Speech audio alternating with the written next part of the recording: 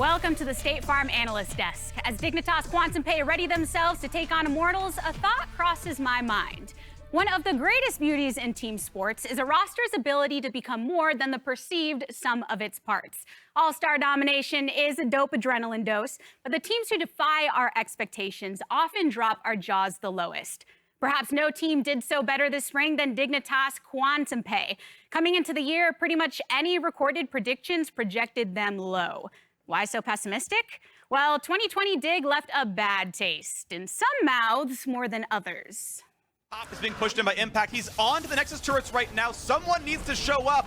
Why are you clearing minions in mid when they're ready to kill your base right now? Team Liquid instantly take the win over Dignitas. Not the ending I was expecting. That was catastrophically bad by Dignitas, the end of that game. Yikes. And while Dignitas' CEO Michael Prindiville's Moneyball tactics were fun in theory, even he admitted it may take some time in 2021 to really get that ball rolling. But in spring, the all-North American dream bloomed from the palms of their hands. Fake Gods and Soligo proved they were more than what we saw in their former visits to the LCS stage, and Neo thrived under Aframu's guidance, earning him a spot on the third All-Pro team alongside Dardoch, who gave us the greatest game of Guess Who's in the Jungle we've ever seen. Flashy team fights, genuine celebrations, and their interviews. Whew. I'll just think that out. I'm actually trying to. Okay, I don't know what the hell I'm trying to say. But... Something to remember. Dig may have faltered in their single postseason best-of-5, but a fifth-place finish tied in record with fourth could still be described as exceeding expectations. Flip that burger and listen to it sizzle in summer. Dig dismisses Dardoch. What happens without the man positioned as the mastermind behind this operation? We could look at his 2017 team IMT for some answers. He's really good at speaking when he's in that really good mindset. We have to have that skill built in. We have to have the system around. Because Josh is such a crutch on the communication side, that's gonna f us if he walks. Crazy deja vu, am I right? But maybe that's too pessimistic. This very weekend, Dig executed one of their cleanest games yet against the #1 at the time team in TSM. And the personalities we adore were seen once more. So is Dig still destined to be the underdog team? It's hard to say. Not only does this roster need more time, but Summer has introduced another holes greater than the sum of its parts contender, their opponents today in IMT. Immortals also wanted to flip their best-worst team script from 2020, acquiring the man with a 2-year plan, head coach Gilhoto, to turn their brand around, with again, the expectation that it may take some time to get the ball rolling. That time being all of spring, with a 7th place finish, executing some upsets, but missing out on some valuable playoff experience. Yet, under the summer heat, they have reached a boiling point. Xerxes is not a one-to-one to Dardoch, but his veteranship and facilitative play is synergizing well with growing talent like Insanity. Rising roster comfort levels, genuine celebrations, and the interviews, something to remember. So is IMT the new bro ship all underdog lovers should board? Personally, I think we need to see if they can upset some of the current top teams in this 4th round robin when start of the split excuses are slim. But maybe denying Dig's 3-0 week is a great place to start. And I'll start with my analyst side joining me. We got Raz, we got Emily. Yeah, I think I love the framing of both teams being like that underdog, growing, trying to challenge the teams above them. Like that was certainly, as you said, the expectation for Dignitas in Spring Split. Certainly the expectation I had of the early portions of the split for Immortals, and it's still there. And they're just young teams. Like young rosters on those teams, and so it's like the learning curve is still always going to be there. Dignitas is an interesting one. I think when they had that 5-game losing streak, I was concerned. But they look really damn good this week, and I think a lot of it comes down to like Aframu still being on that team, like a lot of their understanding of what objective they need to fight for, not even just like red and not even just like dragons and rift trails, but also like timing of buffs and being there on time. Yeah, I mean, I think one thing I pointed out at the top of the day with Dig that I think has improved over the last week as opposed to when he first came in is Acadian's communication with his lanes. And again, we don't know who is facilitating that communication, but it is different from when Dardoch was on the team in that, you know, if you have a carry style jungler, you can go one of two ways. You can have them helping the lanes out a bit more, or you can have the lanes helping them out, right? And, you know, Fudge talked about this with C9 as well and how they're trying to integrate Blabber into this year. And that requires, you know, lane communication with your jungler is just so important. And, you know, memorizing like when the wave is going to crash and syncing it up with what the jungler is doing, like that is so important. And it does take time. Like in my head, I still wish that we'd seen the original dig to fruition, only because like talking to Afromu at the beginning of this split, I was like, you know, how are we going to build on what you guys did in the previous split? Because some of those games are pretty rough and some of their setups are pretty rough. And a lot of it came down to like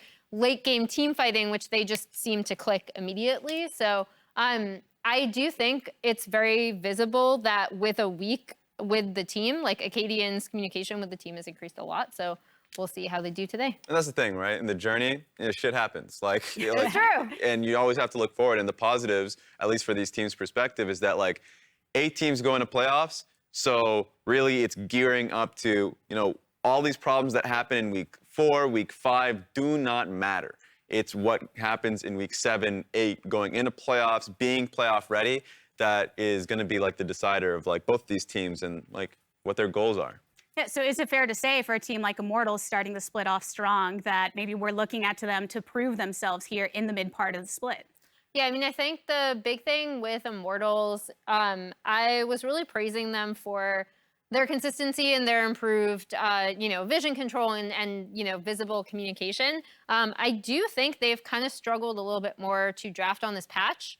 I haven't necessarily liked all of their reads, and that is actually something that's really easy to fix.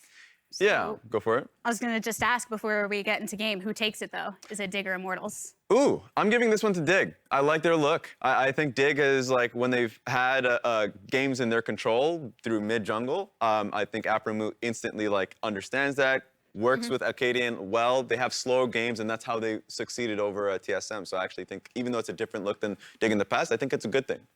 I also picked Dig for today. A lot of Dig vibes here on the desk today. We're going to go ahead and toss it over to Pastry Crumbs to see if IMT can upset Dignitas QNTMPAY's 3-0 weekend. Gentlemen. Thank you very much, Tigers. It is our final game of the day on this very 4th of July, 2021, Crumbs. And it is 5 Americans battling IMT for a 3-0 weekend. Not bad for Dignitas. Not bad at all. This has been a team that players, myself, have loved to watch. And when they nuked the roster, changed it up, I was like, oh, no, they changed all the parts that I loved to see. But they actually changed my mind about it. They actually look pretty good now. So I want to see what this team actually can improve upon, because the inclusion of Acadian seems to have actually paid off. They are playing a lot of champions that often get banned. The Xin Zhao against TSM, I believe. I don't think they'll get that one again, but still, the team has been focusing around getting leads into the early game, and it's making up for the fact that the lanes aren't just that strong. So if they can just continue to build leads off of action and less upon just actual farming, then this team is actually good at getting leads in the early game through setting up lanes, like Emily was saying. I mean, if there's one thing Acadian is pretty good at, it's setting up strong laners. Certainly has been much more in tune with the team, it's felt like, which makes sense given that they've had more time to play together. IMT, though, certainly, when this team's good, they're really good. So I feel like it can kind of beat anyone. And it's going to be up to them to stop Dig's momentum, because they have to be feeling very good right now. When IMT is good, yes, it can be very good. They've had those 3-0 weeks, but this is looking like the makings of another 0-3 week for them. They need to claw themselves out of this hole. A lot of early game fiascos have cost them the first 2 games this week thus far, currently sitting at 0-2, and a loss here would give them 2 0-3 weeks this split, which is not a position you want to be if you're actually contesting to claw your way into the top conversation, which I think that right now they're going to have to try again and regroup, because these losses that they have taken, I think, put them on the back burner. They're no longer over there. It's still 100 Thieves, TSM, TL, C9, and EG. Ooh, all right. So first expands are Nocturne, Viego, Gwen for Dig, and Xin, Akali, Renekton for IMT, which actually leads us to first pick Thresh of all things here for Afromu. bold because you could just take Nautilus here as IMT, right? You don't need to hide many of your picks. You know that this is going to be valuable. You don't even need to take it in these first two. If you want to take something like a Lee Sin and a Diana, she's been so good, even being blinded. There's obviously plenty of options for IMT to play with. Xerxes on AP Champions has been a good look, and Xerxes and Insanity love to play AD, so it's fine to take it early, knowing that you'll be able to, at the very least, take something like a Tristana in the mid lane. Yeah, I think this is definitely giving over Diana, which is potentially a bit risky. But I think the thing that I like about early Thresh picks, and this actually happened in the 100 Thieves game as well, where Kalista and Aphelios are both very strong right now. And Thresh is also very good with both those champions. And obviously, IMT is probably not going to take both of them. So you set yourself up nicely in the bottom lane, I guess sacrificing some of the jungle and solo lane stuff. So it's kind of an interesting trade of power, right? I'm saying I want my bot lane to be strong, and I'm giving you more top side control and draft as a result. The danger is that you will get a strong bottom with the Thresh if you execute on it. The burden of execution on Thresh is so much higher than on picks like the Nautilus. Now, Neo and Afro have carried games on these two before, so they are counting on themselves, and I love when players do that, but there is an extent to which you can strain your burden of execution here. So I don't think that Neo and Afro have been particularly as strong as they have been in spring, so if Acadian can set themselves up, which Thresh is a great pick for it, yes, they'll be able to snowball the game from there, but I do think that IMT is already answering with picks that are going to make it much harder for Dig to play this game plan. You have the Lucian that's going to go into the mid lane most likely, so you're going to have priority for mid lane. Diana will be able to roam into the bot side. You can lock in the Nautilus here, ensure yourself a good matchup into the Kalista and the Thresh, and suddenly the answers that Dig has for dealing with this comp, with snowballing bot lane early, will be so limited since Lantern won't be able to save her. Okay, wait a minute. You had a great opportunity for Nautilus. I think you gave something that was very valuable up right now, IMT. All right, well, they want Varus instead, so that's what they'll pick here, presumably for Raze there in the bottom lane. Lucian there for either solo laner, and Diana presumably for the jungle. I will say that Dig taking Lee Sin here, given that Diana's already off the table, kind of makes me feel like it's probably Acadian's champion. Yeah, I feel that way too, because he's good at it. He's good at these melee picks, and it still allows you to be flexed around through the rest of the map. And on blue side, it does allow you to be quite creative with it. You still got picks like Set around that you can still flex to 2 lanes, so there's still some creativity they can do by keeping this Lee as open as possible. As you mentioned there, they are expected to lose the Nautilus, and indeed they will. Volibear off the table for Dig, though, as IMT ban that one away. And I'm curious if Dig will go any further with the support bans, or perhaps they feel happy where they are now. Destiny has certainly been very good on the Hook champions.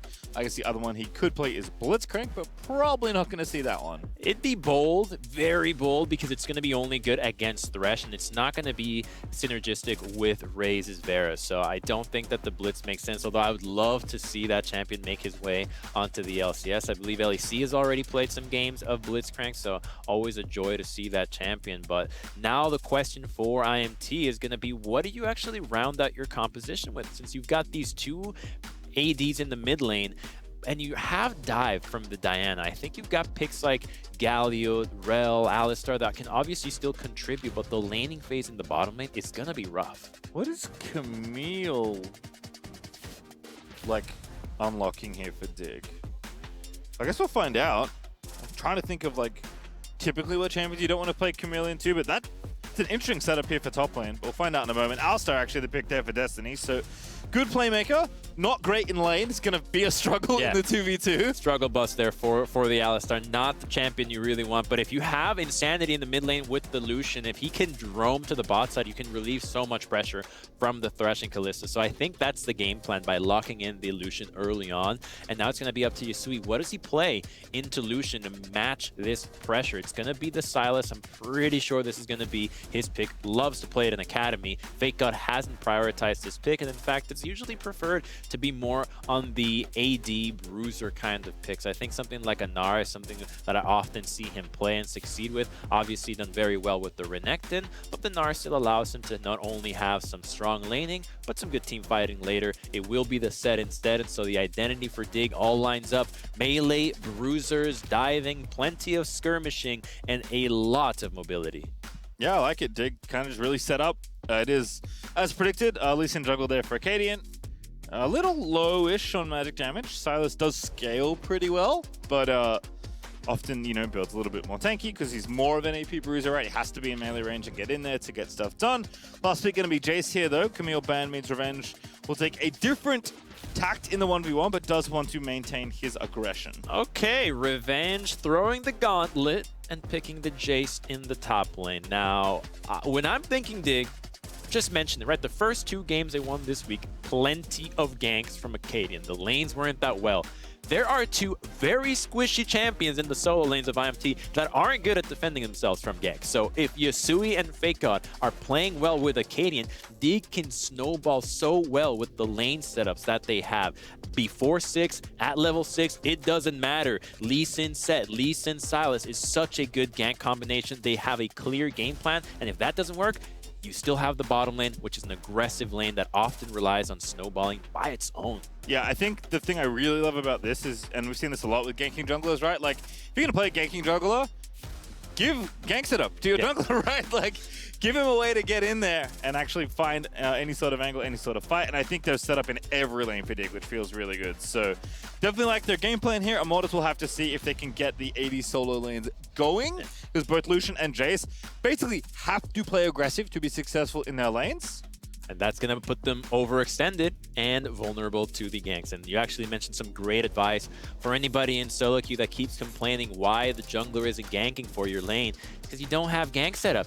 You're playing Tryndamere, you don't really have gank setup. You're playing Gwen, you don't actually assist with setting up your team. You got CC, some way of jumping the enemy, locking them down. Your jungler's going to show up to that lane every single time. Try playing Malphite, hit level 6, call your jungler every time. He'll be happy to assist your lane. Exactly, Musty will be up there quicker than you can imagine. Yes.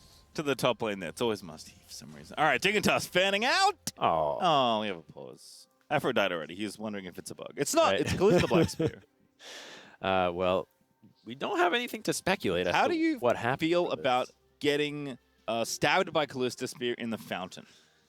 Because often players like to delay that because the death animation is so long for Kalista to bind to you that you often want to like get out on the map, get your wards down, and then, you know, then betray your support. Exactly, right. A stab in the front, not stab in the back. A friend will stab you in the front. So I think that's what Kalista does to her teammates. And it's like you said, you keep your support in base and he's not able to participate in your 5-point formation, go for any invades. And so if you leave one of these points, say the bot try without a support or a ward down there, the enemy can sneak in and your level 1 plan can be entirely dismantled like we just saw TSM do to Cloud9. So it's important to have your support early, and oftentimes what we see is the Kalistas will wait for, say, 1:10 to happen, be close to the lane, do the stabbing sword motion then, and then proceed to laning. Yeah, I feel like it's one of those things that, like, probably doesn't matter very much, but then the one game it matters, everyone's going to go back to doing it the other way. Yeah, exactly, right? The one moment you just know that we did this to ourselves. We could have prevented this if we just waited, and that's what often hurts League players the most. It's something that we often hear. We heard it from Impact earlier. Who is your #1 competition? Myself. We heard it from FakeGod. Who are you trying to beat to make sure that we don't lose to ourselves? You are your biggest hurdle. Certainly true, as we'll figure out what's going on with the polls in a moment, but hopefully we'll be back with your gameplay ASAP. It's been a while since I've selected Kalista in a game of League of Legends. Can Kalista still purchase a second Black Spear? Oh, I don't know this. Because that was the worst. Back in the day, I don't remember which player it was, but back in OCE, there was a player that every single game, because Kalista was like, you know, one of the best ADs in the meta, right? I think it was probably like shortly after she was released or like in that period, right? You know, the year after or whatever, where she's just like in every game. And this player would always buy a second Black Spear, and I'd lose my mind every cast. No one stopped them? What's happening? I mean, I don't know, man. Is that how things go down under? There's just, the rules are different down there? It didn't affect anything. It just personally annoyed me. Because I always got confused. Like, he didn't bind anyone. And then he did. And I was like, ah. Because the reason you used to be able to do it is because before a certain time, I think Kalista could rebind to someone else if she changed her mind. So you needed to give the player the option to do that if like that was broke. Made a mistake, basically. But I don't know if you can do that anymore. And if you can't, good, because like I said, I don't want to go back to molding from not knowing if Callisto is bound to their support or not. There have been some moments, I think my memory remembers some FBI who he bottom lane where the bind came out a bit too late, right? They were fighting early on, and so they never actually had that opportunity post 1 minute to actually find the time to bind because they had to go to lane. They still kept the spear together, and suddenly the back time rings were too tight. There was no avenue to actually go for those binds. So before you know it, you hit level 6, you haven't bound anybody, and you don't have Fate's Call available. Yeah, it actually takes so long. Like, you wouldn't think it would take, you know, in your solo queue games, typically your teammates die quite quickly. But when you, like, forcibly kill your teammate as Callisto, it actually takes quite a lot longer for them to die. You The know, animation takes forever. I feel like you could just remove that timing. What are you I like actually accomplishing? It looks doing cool. that? It's flavorful. But you can shorten down that time. You speed it up. They like Yeah, die exactly. In, die in like Yeah. hyper speed. You die and then you come back to life quickly and you're like, oh, but I really like this time where I had to do nothing. I could take my hands off the keyboard. What if like you did it and the bind happened and you could walk away, but then like a little animation played, like a little hologram of the Okay. like the ritual happened. I don't know. I mean, like, is that flavorful for Callisto? No, she's not like a. It's flavorful. It's flavorful. I think I like it. Just I don't some know. new animations, some holograms. I don't know. Project Callista incoming. Are you Yeah, spilling see, some beans that I'm we're not supposed to spilling have any ready? beans. No, I'm not. My beans are always perfectly done. Oh man, what's going? Maybe they all want hats. They saw Perks play and they're thinking, "Oh, you really need to do something about our eyes. We want all hats." Their eyes are fine. Revenge is talking to a ref by the looks of things, so perhaps he has an issue. Yeah. He's like, I have Jace. What do I do? Right. He knows how to play Jace. Oh, it's like, but ref, this is I'm trying not to be NA Jace here. Could you help me out? Do you give me some tips? Ref's like, man, I'm not as good as you. Okay. I don't know how good the ref is. I'm gonna go out on a limb and say he's probably a better League of Legends player than me, but he's probably not a better League of Legends player than Revenge. Ref, excuse me, I'm just not feeling too. Could you give me some words of encouragement? I just picked Jace. Oh. All right. Well, again, once we get an update, we'll figure out. Xerxes also now on the mic, so the top jungle synergy is in shambles on the IMT side, but they'll repair it soon enough. Don't you worry about that. I mean, I liked how every other bug we had the replays today. You know, even yesterday with the Azir bug on the wall, we saw the pro view of what happened. Then we got the little replay, and then we got the investigation, and then we even had a chrono break ticker. It was just so thorough. I'm so in the dark here. I don't know what's happening. We're waiting to play the last game of the day. Everyone's just vibing. Still pause. Dude, look at Race. He is keeping his APM up non-stop. Yeah, that's true. Moving the mouse around, pressing the Q or tab key. What is he praying? Tilde? Tilde, tab, I don't know. He's a Draven player. You got to press a lot of buttons. All right? Catching axes is an APM intensive activity. It is, but you don't need the keyboard. To play Draven? No, you like the axe catching is just a movement. That's It's true. a movement. Yeah. I mean, he's like also like, furiously moving his mouse back and forth. That's what it takes to be a top 80 carry player. Yeah, and he's been good on the Ezreal, but he's not going to play that here. He's going to be playing the Varus, which has been pretty good for a lot of players. Tactical, I think, comes to mind as the best looking Varus thus far. But this is going to be, yes, all right, we don't have to talk about that anymore. I was going to say, how do we feel about Varus these days? With Prowler's Claw getting the teeth taken out? Quite a lot worse. You don't get your little like lethality Gale Force anymore. Bad, man. I really like him when I'm thinking of setting my team up for magic damage burst. So he was very good when Rumble was meta, since your Chains of Corruption would be great at setting him up. Yep. Similar idea with the Diane, and now comboed with Jace. If IMT had this pick in mind the whole time, it does allow you to actually have two avenues of poke. But right now, poke really falls behind compared to how quickly you can engage in just team fights. So you don't actually need two members to be poking at the same time. A single shock blast, a single blighted arrow at the right target is enough to actually set you up to win the fight. So you don't need two, and that's why often this ends up making your composition just too fragile to never even get to the point to poke and set up a team fight. All right, we'll see what happens here, because back in the blue pit we go for Acadian. Is getting some help via Fake God, who again is not really interested in hitting Jace at level 1. You see also like hiding, trying not to show himself too early. But again, like against Lucian, you don't go anywhere near the wave, so you're just gonna be chilling, looking for that Q. Ooh, first one misses there. And, oh, not quite all the minions. Okay, yeah, I It mean, was a sad day. Oh, last one. He's going to get a great play there for Afro. Ray's already feeling the pain here. And if you want to watch this from the player perspective, you can indeed. Preview for this game, the free preview, I might add. You can, of course, get all the perspectives if you want to go ahead and purchase that product. But if you don't, if you want to give it a go, Afro Moon vs. Destiny is a pretty nice one here. I would watch the Afro POV. Obviously, you can see both, but first picking Thresh builds confidence on you, knowing that you're going to have to deliver on this pick as more than a Lantern bot, and he has thus far this split at least. So I think that this pick ought to deliver, and already the bot lane being pretty aggressive, crashing this wave. And I did enjoy seeing Destiny start with the headbutt to try to keep Dignitas away from poking away at their own Varus, who's just trying to farm quietly under the turret, just like Yasui is dealing with this Lucian lane. Definitely a tough time in bottom lane for IMT, and it's going to be similarly tough for Yasui here in mid. Is Acadia looking to level 3 gank Lucian? Is. That is the play. Oh, it just finds the Q, gets the damage down. Kind of eats a big trade back, but Acadian is going to relieve some pressure, which is nice. Okay, yeah, you get a pot, right? You get some health back. And Yasui will love that, but now you know exactly what Acadian is up to. You know his route, you know he started top, you know he path bottom, the timing that he's going to have on these camps, and that's an avenue for Xerxes to exploit. He's gone for the Krugs, he can now go for the Scuttle topside, and so now the Diana will be able to get back on the map sooner, reset her camps faster, and that's the advantage Diana will have over Lee Sin every single time. She can just farm faster. So if Acadian continues to do this, which was what worked in his first 2 games, but doesn't find anything, it's gonna allow the IMT jungler to build a lead that they can use to actually snowball this game. Yeah, I think the cool thing is, like, yes, Acadian has lots of different ways to get into these lanes and find effective ganks.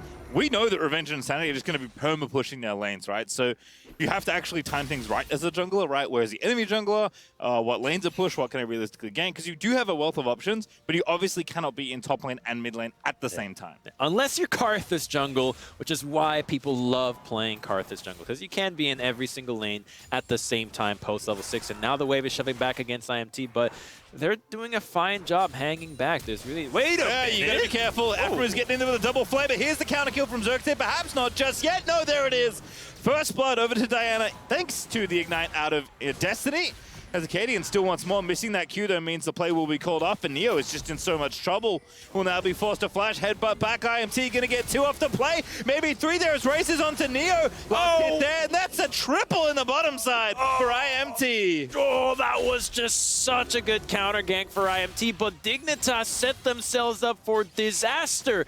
They did not contribute to that play at the same time. It was Acadian who saw the gank. All right, backed off because Destiny and Raze were too far away, but then Afro forces the gank. That's a pause. Timeout. That's not a bug. Timeout. I don't know if that was a bug, because that's just we need a breather on that one, because that play did not work out for Dig at all. That's the kind of advantage that you get that you may not be able to come back from early in the game. Yeah, that is tough. I mean, I feel like I often talked about this with Rumble, where the Rumble games that looked really good were often the ones that Rumble got a couple early kills and then just kept building items and barbecued everyone, right? Yeah. Because especially when you're playing double AD solo lane, is you're often the only AP threat or only real AP threat on your team.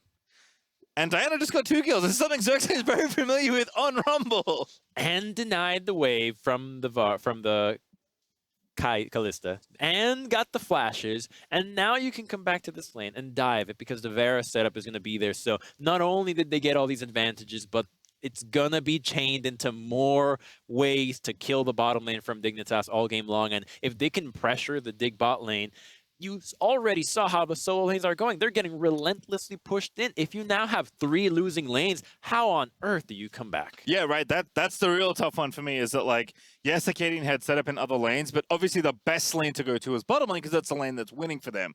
So when your winning lane gets counter ganked and that happens, yeah, real tough. And I think part of the reason why Destiny and Raze were able to hang back and not fall for the gank immediately was because Acadian showed mid on that first gank. They knew, hey, he's going to path bot side. He doesn't have red buff. He has to go for the scuttle. Your wave is pushing away from you. Hang back. Play it safe. You know that Diana is coming. Just allow Diana to recall for her to back you up. And by the time they consistently set that up, it was just not the play for Dignitas to go for. A better coordination might have made it work, but I still think that Diana being there was too much for them to handle. That wave was so large. The minion damage was added on top of it, and early without itemization, minions really matter. Yeah, definitely a tough angle there. I mean, I like that, like, one side of me likes that Dig committed to it, right? Because, like, you do have to commit sometimes to make it happen. I just think maybe that's the wrong place to go for that play. I do have a very small update, as you can see on the screen. Yeah. There is a potential bug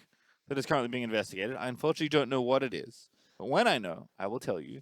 If we get a replay, I will show. Well, not me. They'll show it to you, and I'll like talk about it. I don't actually control anything. Unless it happened in another lane, I am going to put all my money on saying that this was Dignitas calling for this bug, because if I'm IMT and I just got 3 kills, crashed the wave, I don't care what just happened. Dignitas, the ones on camera talking, right? Revenge has been chatting to people. Yeah, but has been chatting. we've seen the pauses. The teams that are winning are always the ones chatting it up. They're smiling. The They're other having a players good aren't old allowed to time. talk, I'm pretty sure. They go, ha, there they are. Because I don't think the players can talk. I don't think enough time has passed. So typically, right, if something happens, you know, if you pause the game, Crumbs, right? The ref is like, hey, Crumbs, what's up? You're like, don't say anything. Yeah. Not very helpful, right? Because you have to be able to tell them what it was. But the rules are, you know, depending on how long the pause is, players aren't allowed to talk, right? This is why players sit here in silence, just like hitting tab a million times in a row, because you can't talk to your teammates. You have to just chill out. Very relevant to what Fake God is doing on screen right now, just relentlessly pressing. Typically, my assumption, all players do this. Typically, my assumption is like, am I at down CS? What's going on? How bad is the lane? What's the wave positioning? Yeah. Where's my jungler? Yeah, where's my jungler? Always that question. Every laner, every minute of the day, ask themselves. Where you at, man? I got he's got no flash. Come to my lane. In the morning, brushing your teeth. Where's my jungler? Why is breakfast?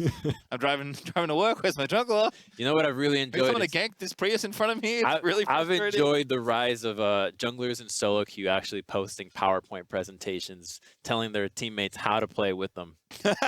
Just right now, I'm picking this champion. Here's what you're gonna do. Yeah.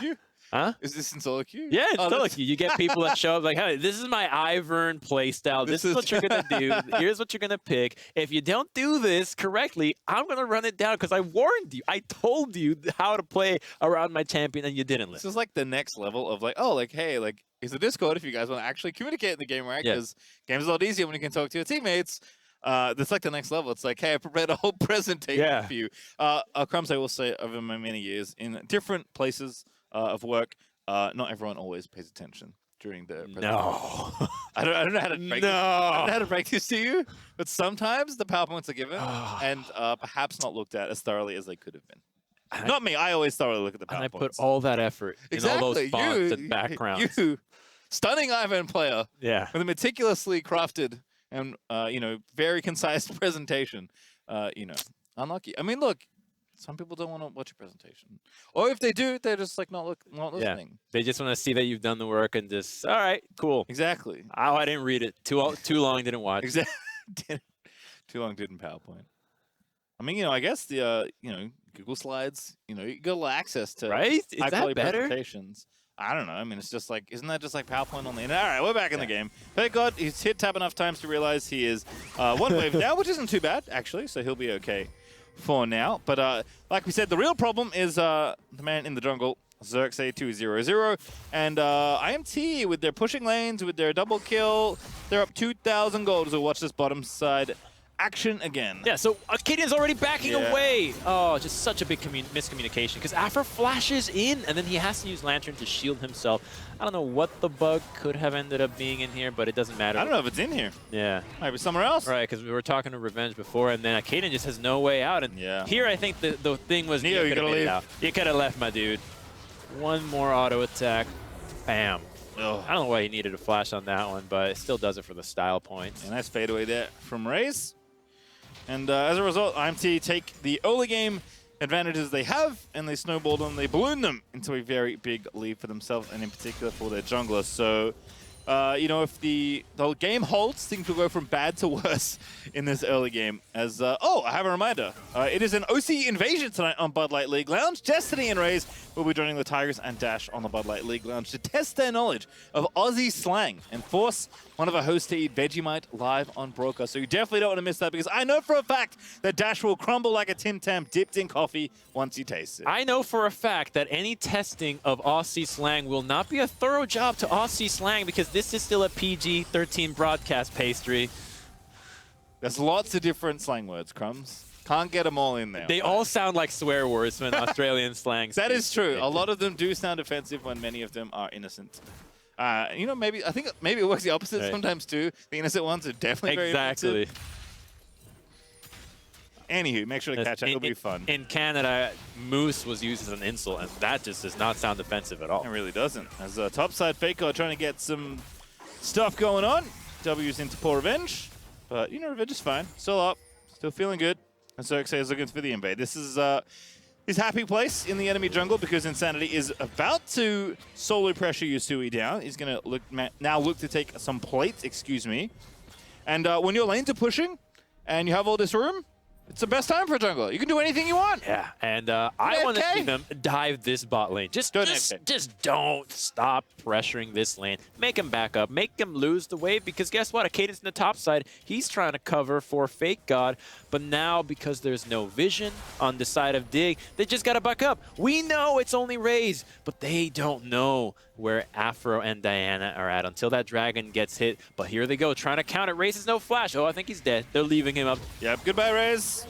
It has been fun knowing you, but before the 8-minute mark, you shall die thanks to the teleport of Fake God, and Neo will get some much-needed gold out of the deal. Okay, I like that, and they can afford to do this because Akaden's in the top side. He's catching the wave, so not much will be lost in terms of minions. They do answer back and punish that flash, but still, IMT is able to get so much. It's not like Akaden can lane safely and harass Revenge from taking plate, so he's still going to get an advantage, and it actually helps him out even more because Fake God did not get a kill. He only got an assist while Revenge just got 2 plates. Yeah, Revenge definitely going to be happy with the personal lead he's able to build as a result of all that. As Insanity also, oh man, 20 CS up against this Silas. I mean, we knew it was going to be rough, but Insanity is giving Yusui the hands in the 1v1 right now. Twin hands with akimbo weapons too, so exactly. That's a lot of damage, a lot of firepower in that. And now the roam happens from the support, but they know that this Rift Herald could be tricky business. Afro and Neo have not showed up. They'll see them now, so they know they can just back up. No one's in the bot lane. You can get Raze a lot of plate gold down there, so they're happy to take this trade. If Dig is going to commit so much over there, well, they can get just as much over in the bot side. So Dignitas trying to be proactive, but IMT is already set up with a counterplay. Yeah, IMT again, they just have such like it's hard to overstate like how much of a map lead it is to have literally every lane be able to push. Yeah. Right? Especially early on, you get all the plate golds, you do. Oh, hello, you've been spotted. Destiny, run! Run for the hills! Wait, did Aftershock proc and aggro the Raptors? So Xerxes actually is just going to take the lead. Kind of a funny trade there, but Destiny not really in much trouble, I suppose, because IMT, again, they just have such a big advantage in this early game. Gosh, they are really getting zoned off. They're 4K ahead. Look at the ward line that they have here, just from the 3 control wards down there. It's just so much vision in this red side, so they run this jungle, and they're trying to set themselves up to dive this bot lane. There's no TPs now from Fake God, and still Neo and Afro have to hang back. There's still more gold to be taken from these plates in the bot lane, so that excursion for the Rift Herald ends up backfiring on Dig. Yeah, we'll see where Katie does drop it, because he's going to need to get some value out of it to give Dignitas some gold back in their pockets. IMT feeling pretty good right now as Xerxes will finally take a recall from the bottom side of the enemy jungle. He's got 4 stacks on the Dark Seal already, and look at that! Under 10 minutes and 30 seconds, and we have our first mythic. It is Xerxes Proto Belt, Rocket Belt, excuse me. Ready for action. That's a fatty, as well as Afro's most that's cool. LCS Thresh games in history. So 73, still with a positive win rate. Love to see high win rates. Well, not that high, but still positive on a very contested pick, because every support will always cite Thresh as your must-pick support. If you're playing professionally or have any aspirations of playing pro, and you are not playing Thresh, you are doing it wrong. Have to agree. Oh, that's too surprising, I guess. As Yasui, oh my goodness, this lane feels very unfair. Insanity's even taken the pit stop for early executioner's calling, so like, you know, Kingslayer's not going to get you out of trouble if you actually go for a full-on fight. So Insanity is absolutely working this 1v1 right now. I mean, it's been pretty much isolated. That's kind of like not true because there's so much pressure that Xerxes can always join the lane, but Arcadian can't really safely do anything, and your support definitely can't roam from bottom lane. So, you know, Insanity does have a lot of safety with how good the early game has gone for IMT, but still very impressive individually, getting such a big lead in the 1v1. And of course, Revenge is up as well. I mean, it's all good right now for IMT. It's very hard to be upset with how the first, you know, 12 minutes of this game has played out. And here's the thing. I have no sympathy for Yasui picking Sylas here because you knew you were up against a Lucian. You saw the Lucian taken early on, right? You know that it's not going to be flexing to the bottom lane because Varus was also taken. So any disadvantage in this matchup was of his own. Oh, Xerxes! It's just filthy. Neo is going to be forced to Fate's Call and flash away. Revenge actually looking to get solo boloed. Not yet, but it's looking close as Fate God is fighting back in the 1v1. Yeah, that's something. That's something that Dignitas really needs. At least one lane is answering back and not where you expected. You thought that the Jace would hold a solid advantage into the set, but Fate God's been playing it pretty well. Revenge will have the teleport now, so he can base back, and Fate God's done a really fine job here in this matchup. Still 4,000 gold behind as a team, but stopping Jace from building gold leads and getting something back on the set is just some glimmer of hope in Dignitas, because the bottom lane certainly is not it. They are just getting steamrolled down here. I don't know when's the last time Neo has seen a creep wave, but it hasn't been in the past 2 minutes, that's for sure. And this is not how the matchup is supposed to go, right? Like, 2v2, Neo and Afro are pushing, right? They had the advantage, so like, working in, they called Arcadia in town. Look at what one very successful gank does for a lane. They struck oil, right? You saw it right there, like, ooh, there's so much more that we can get from this play, and they've done it. I think they got inspired from TSM's win against Cloud9, just how dominant they can be. And it's something that teams would need to practice, and seeing IMT do it well here is really fine, because you get these gold advantages, but sometimes they're larger than you might have expected. And can you chain those leads into more and more plays that get your advantage into a position that can then transition into strong mid games, big differences in mythic item spikes, and so far it has for IMT. All right, well, Rifto are going to be killed, but Revenge is not feeling all that fun, actually. Was winning the 1v1 before, now it's even. Fate God's killed a tower, gotten all those plates for himself, so going to be pretty happy as he finishes off the Stride Breaker. But I did want to draw your attention to Raze has in fact gone Prowler's Claw. Okay. Despite the changes. I do like the Duskblade plenty, but I also think that there is some playmaking to be said from the Varus, so I think maybe that's what he wants to go after. Oh, here we go. Ulti there onto Aframu. That is a lot of Q damage, and Insanity is able to finish it off.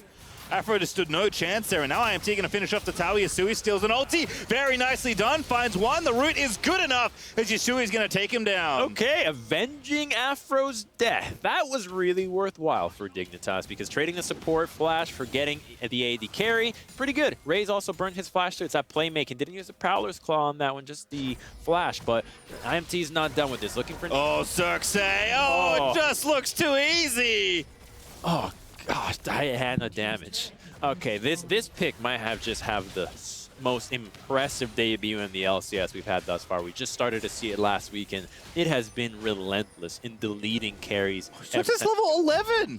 He's 2 levels ahead of Acadian. He's 4 levels ahead of Aframu. Aframu is going to move Revenge back out of the way, and he will live. But this time, as Raze steals the enemy blue buff and Xerxes continues to terrorize the rest of Dignitas' Rift. That Flay saved Afro's life. Had he missed that one, he would have died on the spot. Let's take a look at how this play unfolded, because Afro sees something here, because Acadian and Yasui are on the sides. The AD carries are stepping up. He's thinking, oh, Varus would be a nice target to Flay into me. Just flashes away, gets cooled down, but then Yasui with a really clutch steal of the Varus ultimate, knowing then that the Lucian did not have his dash available, allows Acadian to follow up easily. So really good heads-up play. The most impressive part about it was not stealing the ultimate before, so that there was no opportunity for IMT of thinking that that play was coming. Yeah, really nice set for Yasui, but needs to keep making plays like that to get the team back in the driver's seat, because IMT is still up 6k crumbs. 2 dragons and about to be a Rift Herald. Their first one of this game. And Raze, my goodness. I gotta tell you, Raze, from memory, holds the record this split for building the highest gold lead at 15. Yeah. He's not going to eclipse that in this game. But when it works, the man really gets the gold lead going. Off a single play that they've been able to just get so much gold for this Varus in. This is one of the most difficult champions to deal with, but before we get to that, Fake God's attempting to play another TP. Alrighty, well, turns out with the dash off Stride Breaker, still pretty good if you set all people into the team. Xerxes in trouble, pops the Moonfall.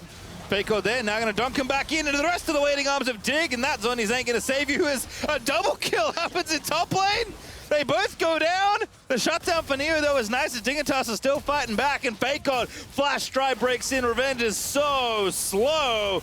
Does get Afro in the collateral, but it is going to be a trade. 3-4-2 at the end of the day. Hey, that's pretty good for Dignitas. The Fake God TP ends up working out. You get the shutdown on Xerxes. That was a big bounty to get. Already was at 3-0. Even get the stopwatch. He will complete his Zanyas pretty soon, but still you're getting value out of that play. Let's see, because Fake God is approaching, and it doesn't seem like IMT is even aware of it just yet. They are not backing up. In fact, they are looking to go in. They're still thinking that they have numbers advantage, that the flank isn't coming. When Xerxes gets hooked and the rest of the team is just not there to fight, it's too easy. And the bot side, though, we do get to see a double culling. Oh, snap. I want to see that one in slow motion. I do. That was funny. And then Neo grabs the shutdown gold, and Digger able to chase for one more. Look at this flash drive break. Oof. 90% slow. Yeah. 90% slow. Remember the old Nunu snowball crumbs? It didn't slow you as much as a Stride Breaker. That's true. It's back, though. Right. Better than ever. Attached to an item called Stride Breaker. And now it's AoE! Now everyone can disco Nunu. Alrighty. Well, nice flank from Fago. Did cost him his TP, but that is gold Dignitas desperately need. They'll bring the game back a little bit, but still IMT have a very big lead in this game, and they are looking to snowball quickly to the Ocean Soul. The brushery gets Fake God killed as IMT were indeed all hiding in there. There was no business checking that brush just yet. Now, they thought the timer of the dragon would be their cue to try to go into this, but it just wasn't. The rest of the team was still pushing out the mid lane. They wanted prio mid before they transitioned into that one. So, Fake God, yeah, he made a good play with the TP earlier, but this one just ends up being gold in the pocket of IMT and the certainty that the dragon would go their way. I don't even think Dig had any business trying to take that dragon fight. The only reason they got that dub on the earlier fight was because IMT wasn't prepared and they had a TP flank. Going just straight up 5v5, this much gold down is just not it. Well, his bottom tower's dead. Insanity will make work of it. As Xerxes has kind of been living in the enemy Krug camp, as you can see him recalling there. I don't know what like number time it is he's taken this camp, but it's a lot.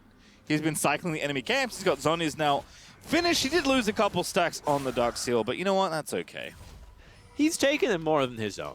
And that's what matters. The fact that he's been down there to set up Raze for denying the creep waves, to threaten Afro and Neo with a dive. It's made the bot lane of Dignitas such a nightmare to lane in. That's why they've left the lane so much, and that's why Raze's goal lead is so high. And the Varus going lethality, getting snowballed is so difficult to deal with because no one gets to stack armor. No one gets your natural armor raised from levels. You're just dealing with a ton of stacked lethality before you can itemize against it, and it does so much damage. Oh, flash ult attempted there for Raze. He is feeling it today.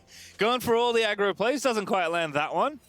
It's something that they can actually strike upon now, but it looks like Neo should get this Lantern and get out. But if Raze doesn't have flash, Akaadian does have his own, so as long as they can pinpoint who to go after, they can start chaining play after play on a single member of IMT and try to fight their way out of this game, because that's going to be the only way that they can do this. It's what's gotten them wins in the past. Even with this current lineup in the past, the team fighting has been a strength for Dignitas, and now there is a glimmer of hope, an avenue with which they can get a fight that won't be as one-sided as the rest have been. All right, well, not going to have that long because the next dragon is up in 3 minutes.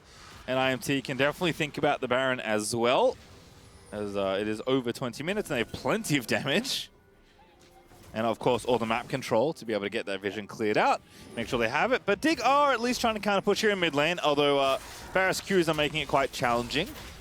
They're just not even a siege comp, right? So they're just grouping up to try to make sure that they can go for a dive. Raze, my man! Oh, that's very nice there. No flash, no hope for Raze. Acadian is going to shut that down. Faker takes the lantern out. Yasui popping the alley ulti, gets the Everfrost, but doesn't quite find the angle. Re-engage from Destiny, though, as Revenge is taking down Faker. Afro's popping out. Xerxes, they're going golden, as Insanity will finish off Yasui, and a nicely timed hook for Afro is not going to be enough, as he'll be forced to flash. Insanity still in hot pursuit, but no kills will come. They don't even need Raze for this fight. They see an avenue to take a 4v5 and they win it. Now they're going to go for the Baron. There will be teleports up from Dignitas if they can wait enough time and try to stall this out, but IMT have already so much damage. I don't think they're going to even make it. They have no vision. There is no Scryer's Bloom. Destiny is setting up for a turn in case they have to fight it. Oh, actually, Hex flashed over. Yeah, they do want to turn. That's the play they're going for all along. Neo now in trouble, can only hop away, but the TP's coming through for Dig. Acadian, no, maybe going to be stopped as Faker gets in there. Face breaks too. That's going to be a pick off onto Insanity. Neo able to find the shutdown, but Raze is back. He lands the ulti. Yasui is going to die, and Set will fall as well, as Dig bit off a little bit too much there. Nothing changes. IMT still wins a 1-for-3 and now can return to the Baron. Dignitas have no way to get into this one. Acadian cannot attempt to steal, so it's just more gold for IMT. Another one fight. It's gonna be a Baron, and it's gonna be just an absolute stomp of a game thus far. From that earlier play in the bot lane, they have gotten more and more advantages that Dignitas just cannot compete with. It all started finding Raze. By himself, he had no flash. Great. But they took a lot of damage, and more importantly, Fake God was caught on the side and there was no lantern, so the rest of IMT saw an opportunity. Beautiful three-man pull from Destiny. Didn't get the Diana combo as precise as you would have liked to see it, but still buys enough time with the Hourglass. That's that wallet advantage. If Xerxes wasn't that fed, wouldn't have that, would have died. Such a good turn here as well for Destiny. Has the Hex Flash, sees Acadian, decides to go in for the fight instead, and then Faker TP's in to try and get it back. And this is a very nice face breaker, to be fair. Yeah, you get the shutdown and some good gold, but then that Chains of Corruption keeps two members in place, and you just can't take the beating of Varus right now. Oh, Fake God's dead. He just keeps finding angles, too, for the stun on the face breaker. Raze on a killing spree, but is going to go down to the back of it all, but I just don't think it matters. Actually, Digger holding on. Neo is still firing away, but Revenge now looking for the flank. Acadian eating so much damage when Insanity has gone down. Destiny is going to fall as well, and it's IMT this time that have overextended. Revenge is the only one left alive, and it's not for long as Neo finds a shutdown and Dig find the ace. The Mad Lads did it. That was a Baroned up IMT. That is a huge win for them. They're going to be able to take a mid-tier 1 and the Dragon 8,000 gold down, and they still win the fight. IMT a bit more that they could chew. Fake God still got a good combo off, but Jace was not there. IMT just wasn't as grouped as you would have liked them to be before this fight broke out, while Dignitas already had more members than they would have liked to. A great hook from Afro to find Raze, taking out Varus right away. And then Insanity left on the side with Xerxes dying, just has no one to peel for him. There's not enough threat from the rest of the team. And now Revenge arrives. He's trying to save this play, but it's already too late. Yeah, and again, more than enough here. Silas putting in work alongside the rest of the squad, and Neo is going to be the one to win a lot of the gold at the end of that ace. So Kalista went from being in the trash can after that first gank from Xerxes. It's a 7-2-3 with 3 items finished. I mean, remember where she started, right? She was getting denied. IMT will really be going over VOD review after this one. Win or lose, these fights cannot have afforded to go this way, and now it looks like Dignitas is feeling some confidence. They're looking for so confident. They're still looking for fights. Now Yasui getting in there, tries to get onto the Silas, now pops the alley ulti he stole just a moment ago, but Dignitas are going to have to back up. Acadian was looking for an angle on a kick flash, ward hop, didn't quite get it. They had Yasui with the Alistar ultimate. That's a key ability to steal if they want to be forcing these fights. He can buy so much time in the front lines with that spell. Already has the Hourglass as well. So Dignitas, you know, they're down in the hole when it comes to gold, but the itemization is already there, and clearly one of these members has enough damage to carry these fights. All right, well, Dignitas holding on. Very impressive so far, but we'll see if they can stem the tide. And Xerxes did transform the ring he had earlier, but not all that many pages. Kind of a short story this time for Machado. Yeah, a short story, right? Get lead, throw lead, try to claim back the lead, because IMT really are in a tricky position, because now they have to respect that Dignitas can actually win these fights. So before, they could just throw themselves at Dig and win. But now Dignitas is feeling like they can actually counterattack, like they can actually take these fights as long as Neo stays alive. So he's going to be target number 1. Must take down Neo. 5 Mr. Smiths against a single Dig AD carry. All right, well, IMT continuing to invade this red side. Destiny again leading the charge. Red buff is going to be the thing they fight over. Destiny's been hooked, and that's a free ulti there. Neo, though, going to have to flash. Xerxes looks for the angle, but now the rest of Dig are going to file in. Destiny, he's running low on extra health. Fakon finds 2 for the clap. And Acadian there still trying to live as Destiny gets hooked once again. There's the kill for Neo as he goes godlike, as now Yasui looks to maybe re-engage with Ray. Snipes Afro out of the air. That's going to make it 1-for-1. IMT tries to engage with the Diana, gets flashed out by Neo, but then he's already zoned off. The poke from the Jace and the Varus is still respectable. They're still very far ahead, so the rest of the Dig squad that doesn't have armor, they just can't stand up to it. They get burned down from afar while Destiny is tanking. It was just a fight over the red buff. It was just over vision and a single minor objective, but the fact that IMT struggled to get it should still bode well for Dignitas. Right, and the reason the vision matters, Crumbs, is because Ocean Soul's coming up in a minute 45, right? So this is an obvious area of the map that teams want to contend for. IMT have had control of it pretty much the entire game since Diana first ganked in that bottom lane.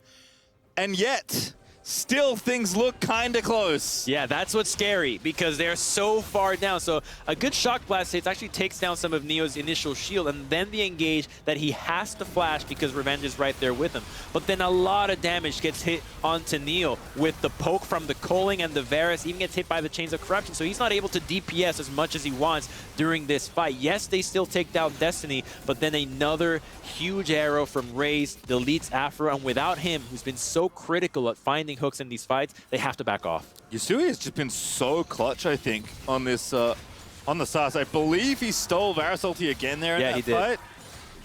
Actually, I think helped them get that kill that they did get. Look at what's happening here. Like, if you took away the gold, you would not think that Dig, the team behind in gold, they are playing, they have full control of the Dragon side of the map. Well, ooh, and this is why IMT wanted to cheat towards Baron. Yeah, Dignitas doesn't have a Scry, so they just popped it now, so now they know. But look at the poke they're taking on the way there. Oh, Yasui grits through with the Alistar ulti.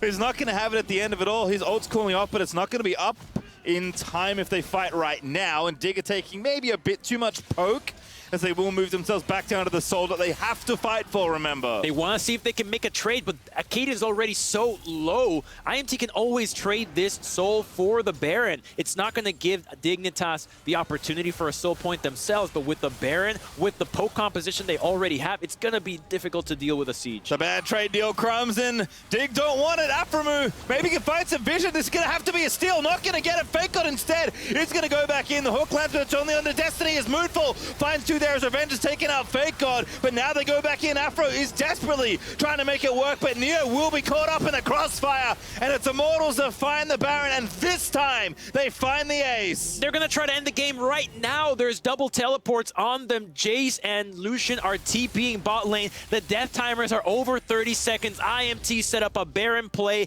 on their own terms, bring Dignitas to them, smash them, and now they'll win the game.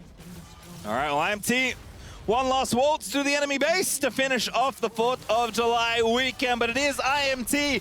Despite Dignitas' very noble effort, the wallet is too big to be stopped, Crumbs, as IMT will finish off the weekend, stopping the 3-0 and taking down Dignitas as Afro gets himself slain in the fountain. Sighs of relief, because not only did you stop the Dig 3-0, which to some maybe they weren't even thinking about, but more importantly, they stopped their own 0-3. IMT get themselves back on track with a strong victory. Some minor hiccups in the mid game, but still, the snowball from the fight in the bot lane was so well played. They just never let Neo and Afro back into the game. It was that hiccup that allowed the Kalista to be strong, but then you saw how powerful their team fight was at the end of the day. Dignitas just couldn't stand the chance. Yeah, pick aggressive soul in is using revenge and insanities like flexibility. Get Raised in Destiny Elite, Xerxes go kill, and then it looked pretty easy from there. Xerxes, go get him. Go get him. You're always killing them. Just do it again. Hey, Xerxes, when you get 2 kills on the AP jungle you're really good at and carry the game, he's like, sure. Yeah, I could do that. I will say, though, Destiny, for me, played so well that game. In a matchup I didn't expect him to really do much. Like, in lane especially, there's not much Alistar can do. Granted, Xerxes helped him out, but once that happened and they needed to actually, do stuff in the mid game, like I think around the Baron, I think in a lot of their skirmishes, Destiny had so many good plays to set up Xerxes in team fights. He's been so impressive on so many supports, whether it's in lane or out of it. If you can just get him past the hurdle of, oh yeah, the Alistar early lane is going to suck, he's almost always delivering on all the myriad of picks he's had, like the Thresh or the Rakan. Here on the Alistar was no difference. Finding so many crucial angles, multiple flash pulls, headbutts against targets going in. It's a really well played Alistar game. I like how you omitted Yuumi. Yuumi, good gameplay. Okay. All right. Well, as a result, player of the game is in fact Destiny, and for me, I think very well deserved. It's easy to look at Xerxes that game and be like, oh, he must have done it because he did all the work. And Xerxes, like, don't get me wrong, did a lot of work in that game. But for once the support will shine, he just set up so much there. Yeah, and that was the Alistar pick that was a response to seeing the Thresh, knowing what he was going to get himself into, and delivered it really well. So I think that Destiny is quietly, I think, in my eyes, one of the better supports that is on a team that may not have the standings to reflect his performance. He's definitely upping the consistency, which I think has been a big deal for him, right? Like, even on like his more signature like hook style champions, he had some not so great games on those as well. But I think this summer he has been on the up and up, which has been really nice to see. But we are now going to be joining Dash over on stage with Revenge for our Verizon post-game interview. It's back there. Thank you very much, gentlemen. I'm here with Revenge ending the week on a victory, a holiday weekend at that. But this one, against a team who's very much, neck and neck with you, although they have a slightly better overall win rate, one of the teams that you're most eligible to catch in the overall standings. Just kind of curious for you how it feels, or maybe how the difference in taking down teams, either when they're below with you neck and neck or above you in the standings, how that kind of changes. Yeah, so it was a really important win for us in terms of standings. There's no lie about that.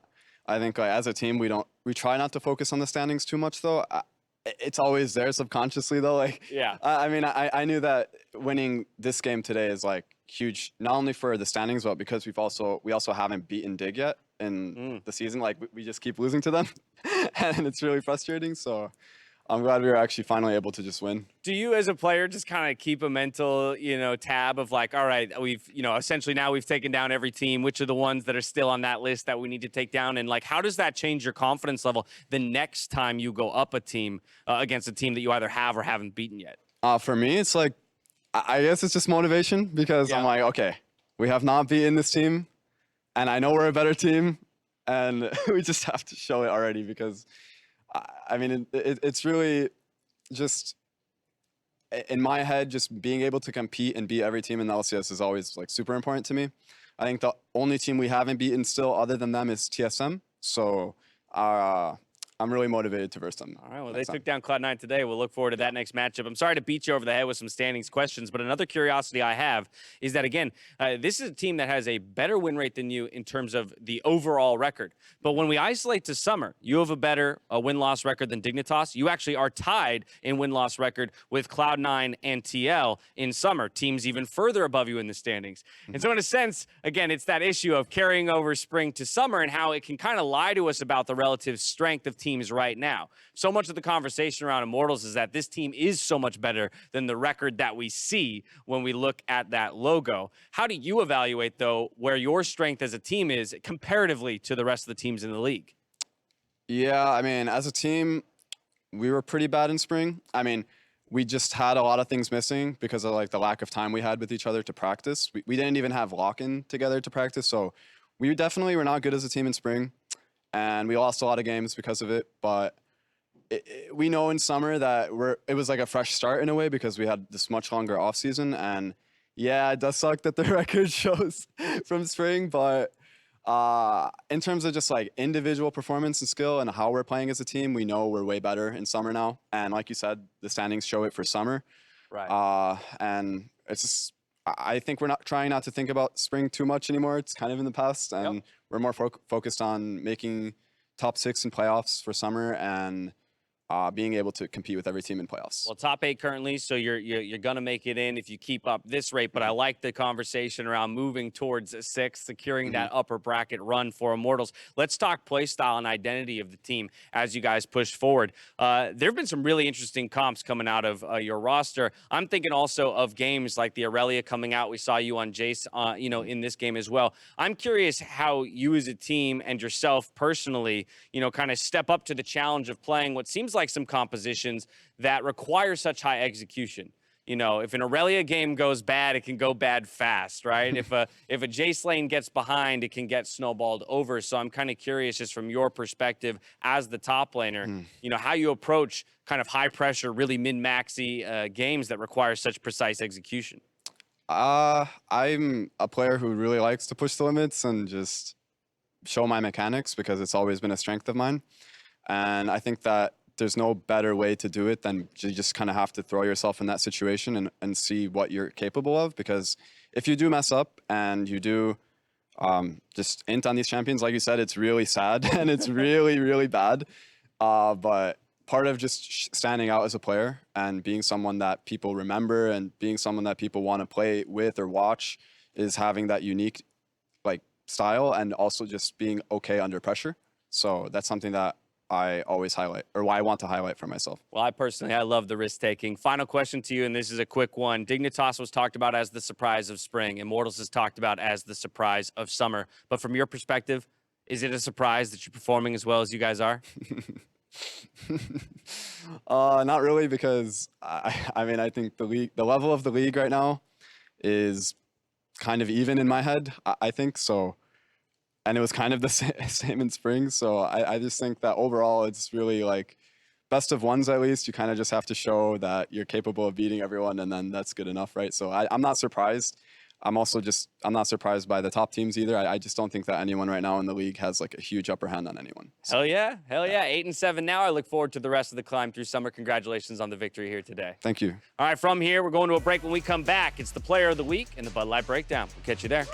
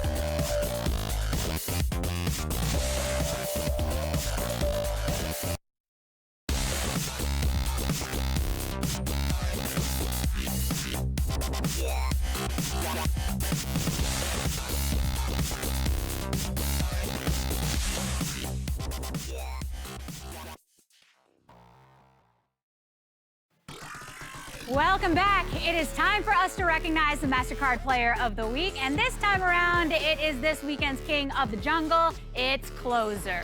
Yeah, he was pretty incredible in the 3-0 weekend for 100 Thieves.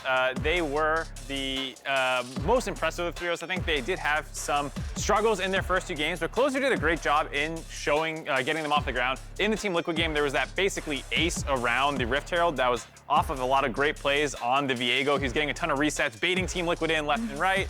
Good objective control in that slower-paced FlyQuest game. And then in the final game today against CLG, another really good Diana game. Just so good about finding the backline and getting good ultimates off.